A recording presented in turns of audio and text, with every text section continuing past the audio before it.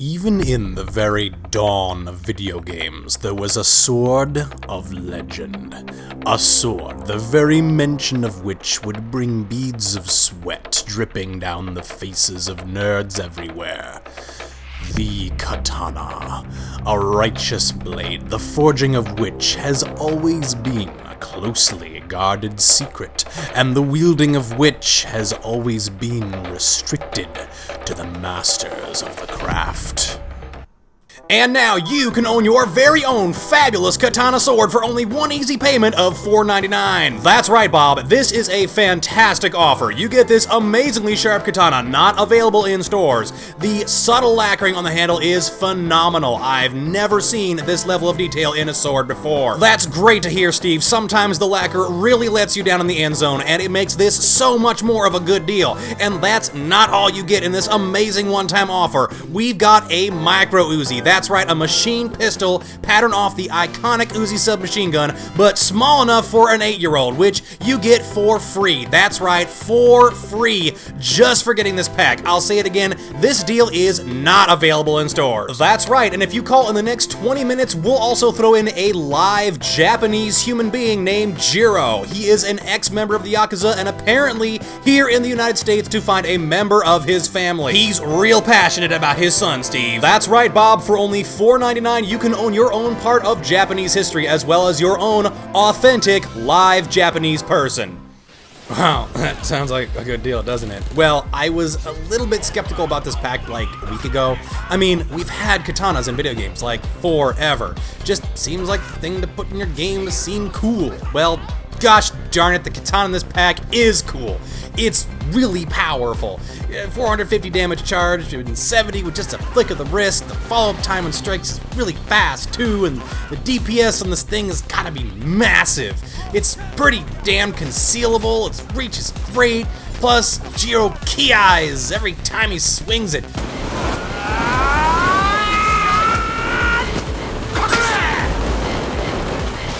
Plus, you can cut cloakers in half and chop off their heads. I really don't know if I could reasonably ask for more from this sword. If it only came with a complete knife set, a handheld sharpener, and a bumper sticker, I'd pretty much be set. Okay, so the katana's cool. What about the Micro-Uzi? Well, every time Overkill comes out with a submachine gun, I have to say something along the lines of, this would be a great gun if it were not an SMG. The Mini-Uzi would be a great gun if it were not an SMG. Its fire rate makes it fun to use indoors, although the hip fire is kinda useless with ridiculous spread and all, the sights are pleasant enough to reward you for aiming down them. Most tantalizing of all the animations look like this gun is one of a pair. Dual-wielding SMGs confirmed, y'all! Yeah, well, aside from that, and the fact it's fun to use and all, you're gonna have to work hard to find the Micro-Uzi's utility. You're gonna blow through your ammo pretty quickly, even with fairly conservative shot placement. The Mini's ammo pickup is not as anemic as with some other SMGs, but you're not gonna be making back your ammo quickly. With almost all the SMGs that exist in the game today, the utility of any given SMG is determined less by the SMG itself and more by the ability of whatever else you're carrying to keep you afloat until you can build up more ammo for the SMG. The only way I can see to fix this would be changes to the skill tree or a perk deck, which would give SMGs more ammo pickup. Even if dual-wielding SMGs was a thing, which it should be, you'd still run into the ammo conservation issue. The only difference, if you had two, would be that SMGs would be back to their original function, to very quickly deal with a large target or multiple small targets with overwhelming force, spending your ammo very quickly in order to do that. None of the SMGs are really powerful enough to do that effectively at this point, but the Micro-Uzi comes close, as long as you have the right mods for it and are using the right skills to reduce recoil, increase rate of fire, etc. I'm sure there's a whole video in here about SMG balance. Point is, the Mini-Uzi is fun to use, but is oppressed by the classes system which keeps it in a uselessness ditch, while the big boys run around and play. If you have good trigger control, exactly the right skills, and a willingness to work your whole build around this gun, it can be powerful, sure. Just don't expect it to work with you to make that happen. Now, Jiro is probably my favorite part of the pack. I hate to say it, Clover, but Jiro is fast becoming my favorite character. He is, in my mind, what Sokol should have been. His two-piece suit is really slick, his voice lines for stealth and loud are hilarious.